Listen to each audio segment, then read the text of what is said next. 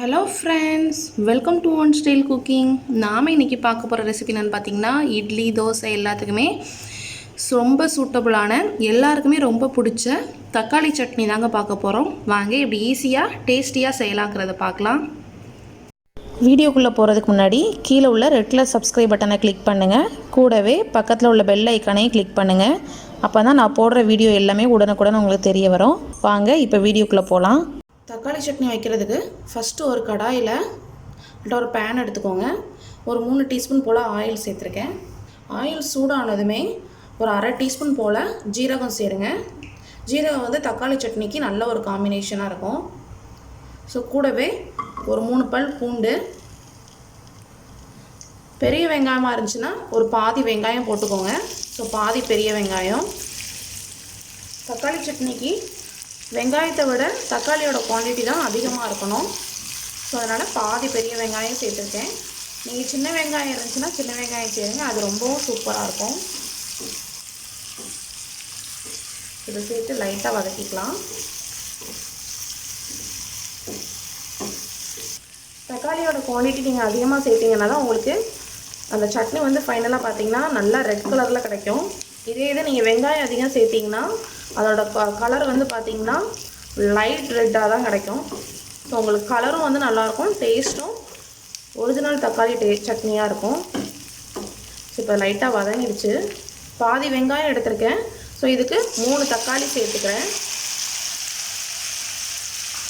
இது கூடவே தக்காளி சீக்கிரம் வதங்குறதுக்காக கொஞ்சமாக உப்பு சேர்த்துக்கலாம். ஸோ இது சேர்த்து லைட்டாக வதக்கி விட்டுக்கோங்க.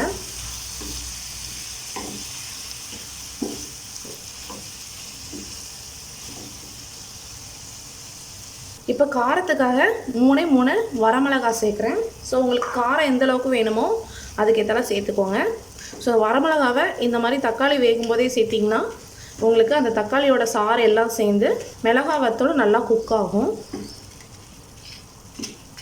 ஸோ இது நல்லா குக் ஆகட்டும். இப்போ இதை ஒரு மூடி போட்டு ஒரு 3 மினிட்ஸ் வரை குக் பண்ணலாம். இப்போ 3 மினிட்ஸ் ஆகிடுச்சு. ஓப்பன் பண்ணி பார்த்துடலாம்.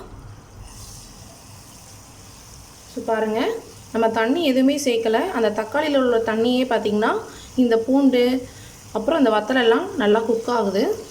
இந்த தண்ணியெல்லாம் பார்த்திங்கன்னா நல்லா தண்ணி விட்டு நல்லா வற்ற ஆரம்பிச்சிருக்கு.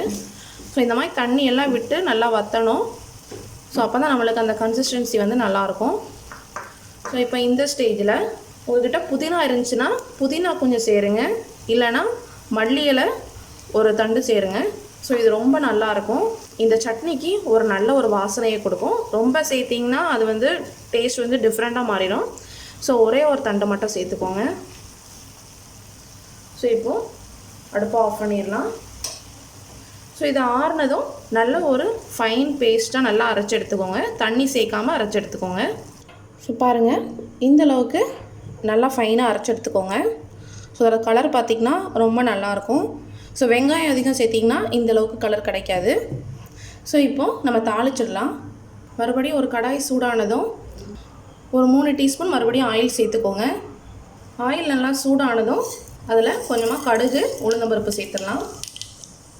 கூடவே 2 வரமிளகாய், அப்புறம் கொஞ்சம் கறிவேப்பிலை,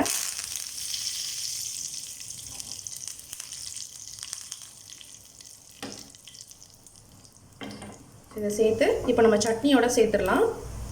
ஸோ நம்ம இப்போது சட்னியில் சேர்த்துடலாம்.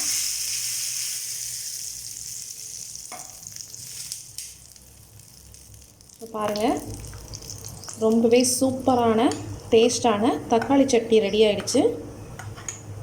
ஸோ நல்லா மிக்ஸ் பண்ணி விட்டுக்கோங்க. இது தோசை, இட்லி, ரைஸ் கூட நல்லாயிருக்கும்.